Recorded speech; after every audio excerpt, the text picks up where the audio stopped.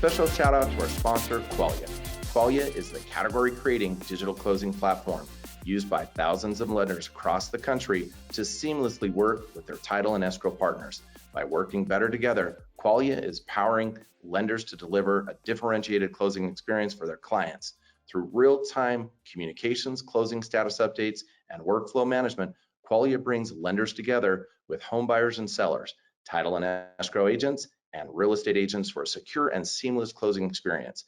Qualia is proud to have been awarded the Housing Wire Tech 100 Award for real estate, as well as CB Insights FinTech 250 Award.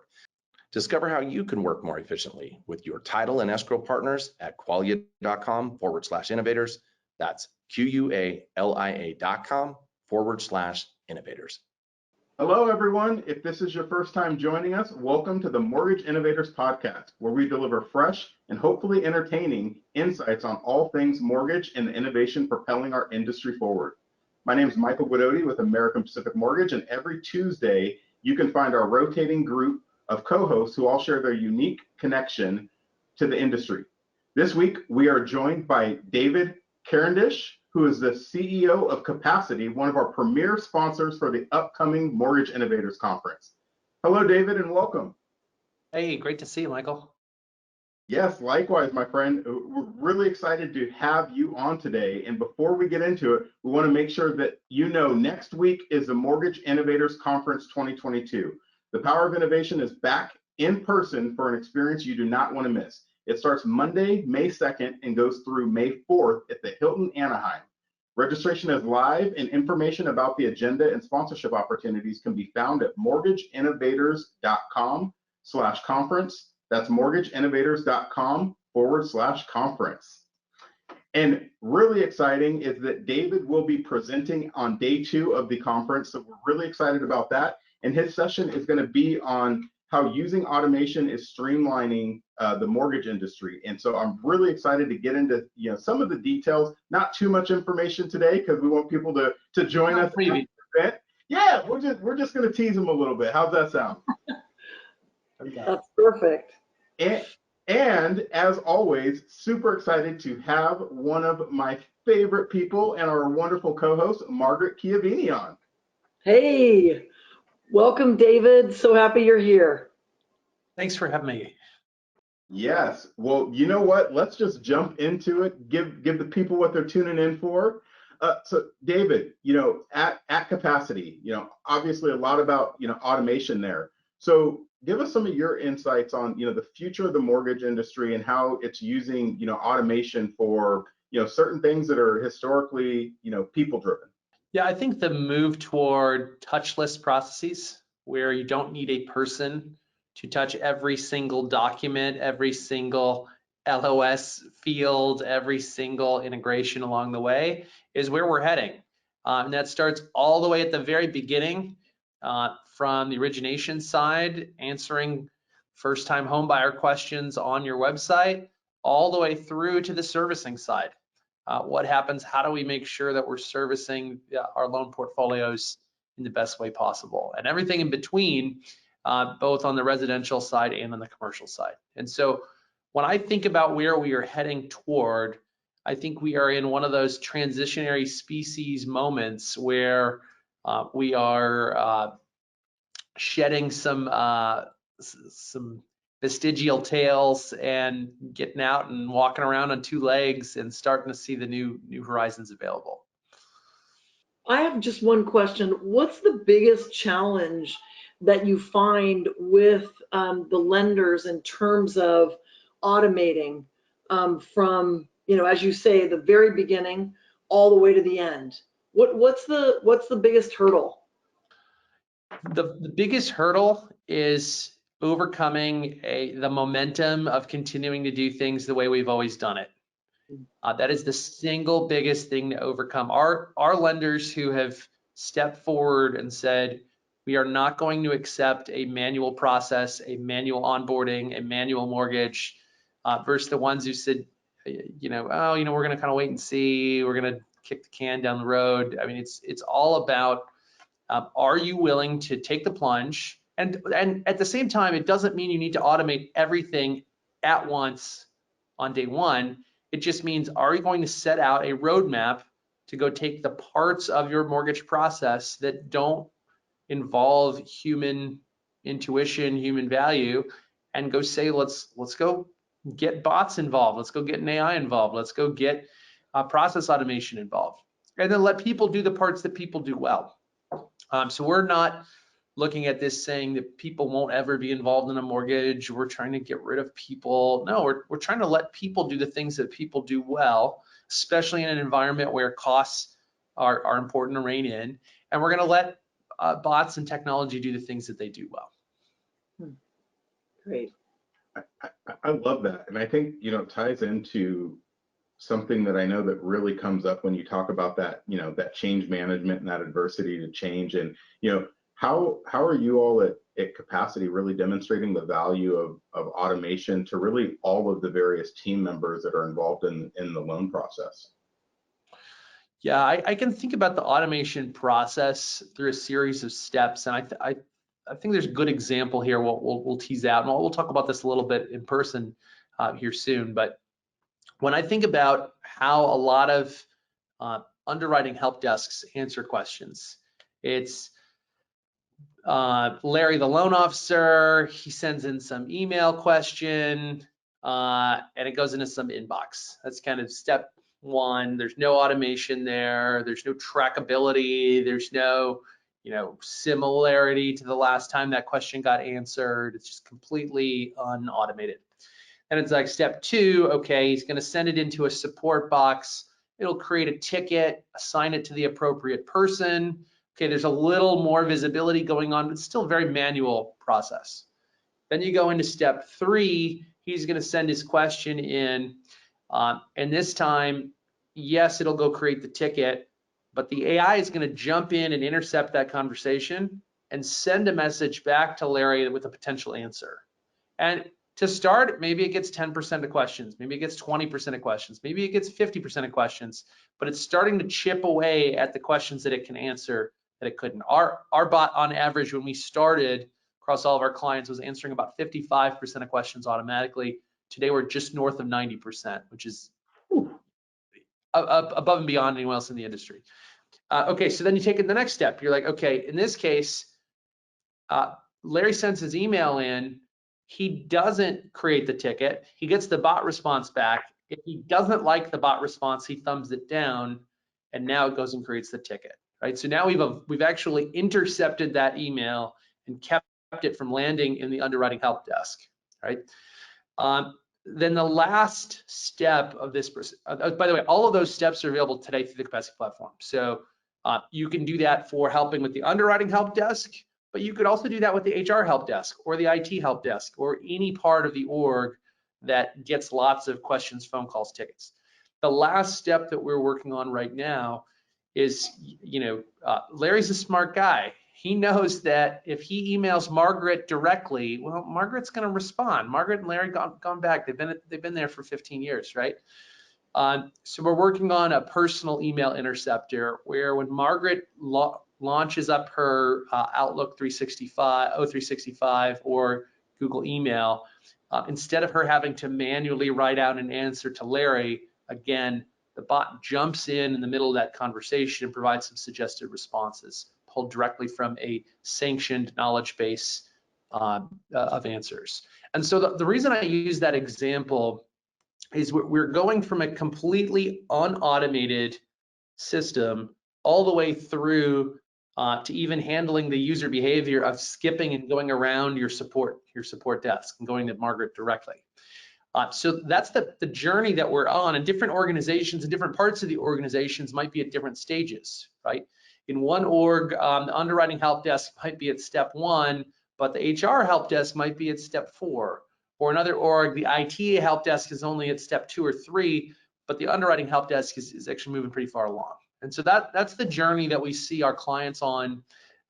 And it all ties back to what is our mission? Our mission is to help teams do their best work.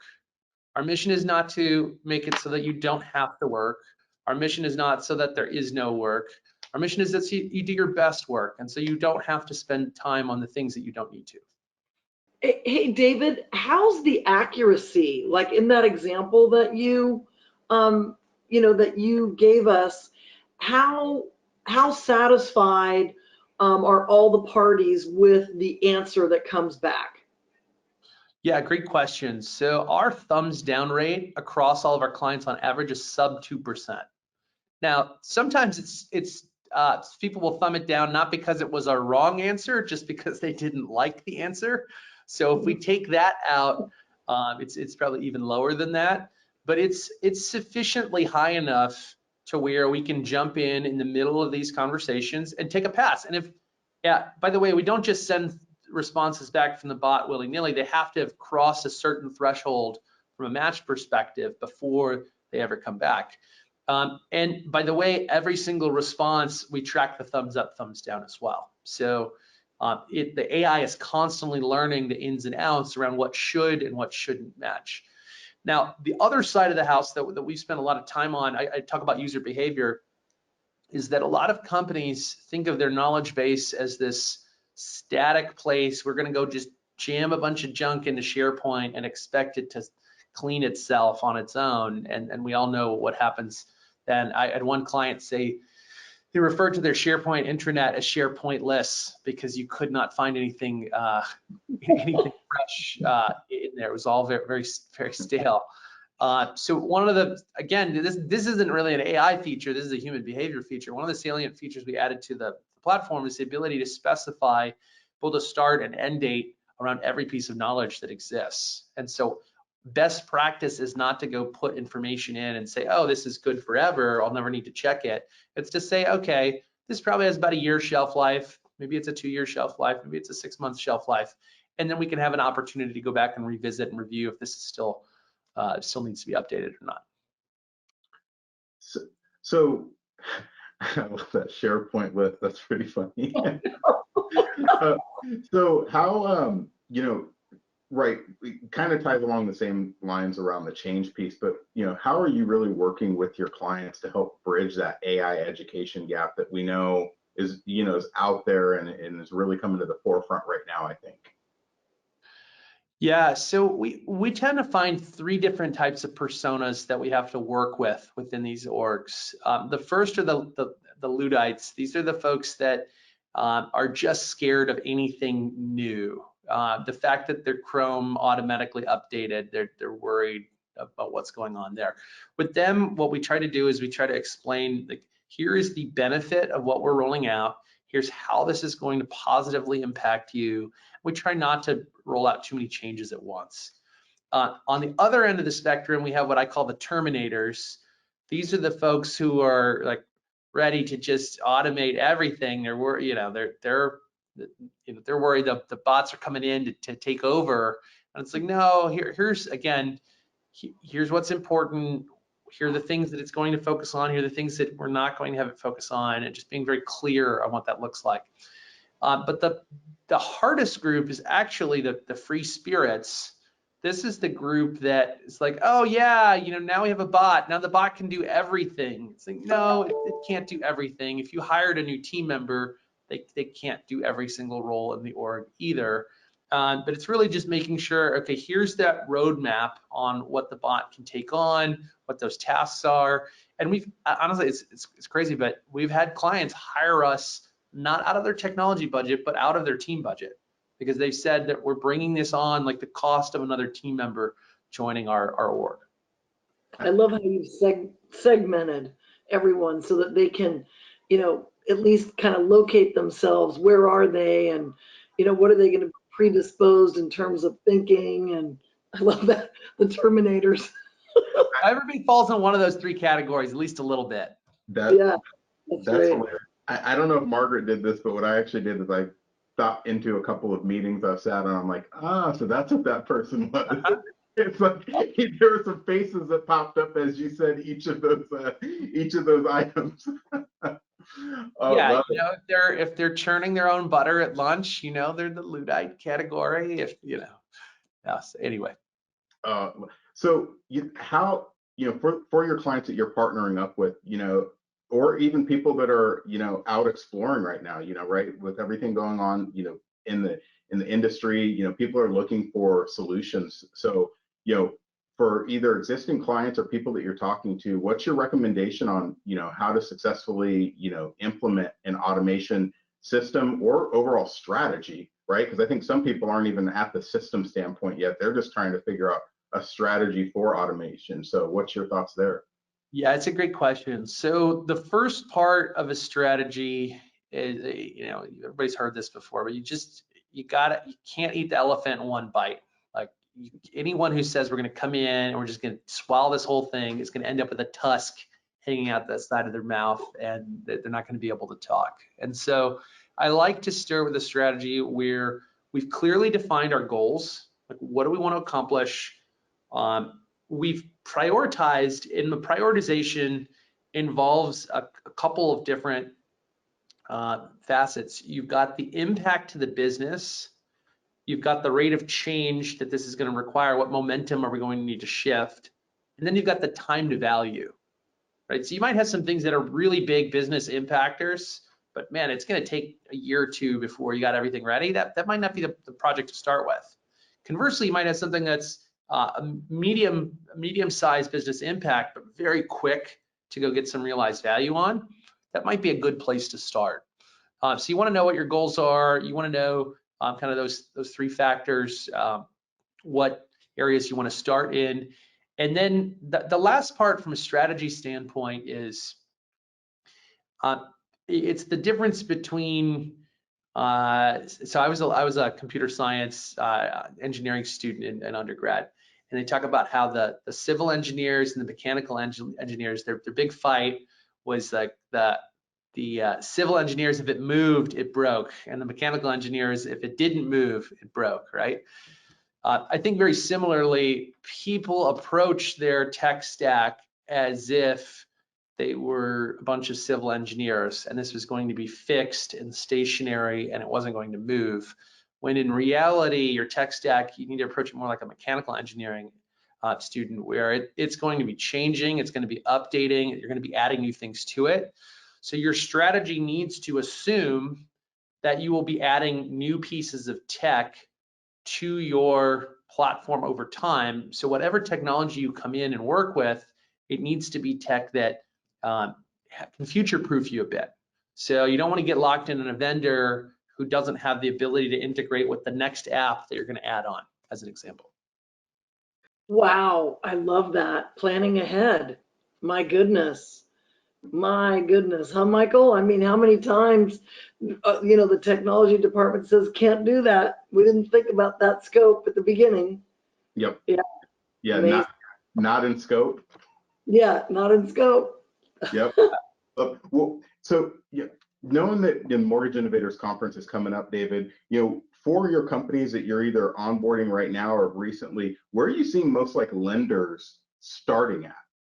As far as what area do you really see them focusing, for the most part, or your recommendation of where they start at? Yeah, so if I was going to get out my Plinko board on kind of get to the good landing place, first we start with, do you want to go internal or external? And honestly, we're one of the few vendors out there that's really helps with both.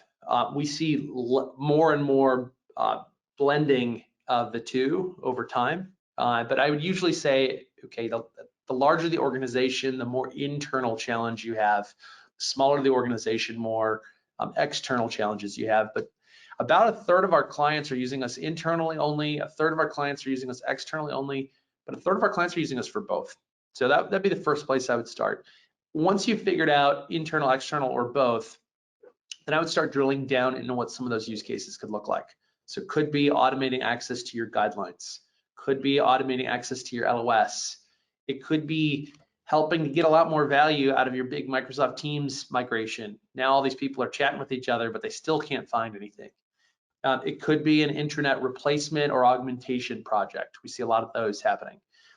We do a fair amount of document mining as well, where people are like, hey, I've got all these documents coming in, I've got 20 something staring and comparing between the document and the LOS. Can we help automate that process? we've got definitely onboarding and hiring, although, you know, as that ebbs and flows, that can be of more, you know, more or less value. And then on the external side, we've got content packs to turn on for first-time homebuyer questions. We've got lead gen opportunities. We even have some new tech where you can place the bot on your website, and we have the ability to go play back the experience that you saw on the site. So if somebody comes in and they said, hey, we had this issue, or you know, the marketing team's trying to figure out why nobody's getting to this particular area, and actually go back and play the video of what happened there. So those are just, I don't know, a handful, half a dozen use cases that we typically see. We'll kind of throw some of those out there. Some of our clients come to us and they know exactly what they want. Some of them don't know until they've heard a couple of what's possible. I cannot tell you how excited I am about that last piece that you just said, because if I had $1 for every time somebody's like, well, I can't recreate it on this side, or hey, go back through and see if you can do it again, and then send me screenshots of what you just went through, and it's like, oh, that may have just made my day, my friend. I love that. Well, you know what? We are coming to a close here, and so I just really want to thank you so much for joining today. And for those that are listening that want to know more about Capacity, where can they find out some more information about you all? Yes, you can check us out at capacity.com. You can reach me anytime, david@capacity.com, and then come see us at the conference. Love it. Well, thank you so much for your time today. Margaret, as always, it was a pleasure, my friend. And special thanks to all of you listening today. If you liked what you heard, make sure to subscribe at Mortgage Innovators YouTube channel or wherever you podcast. Until next time, everyone.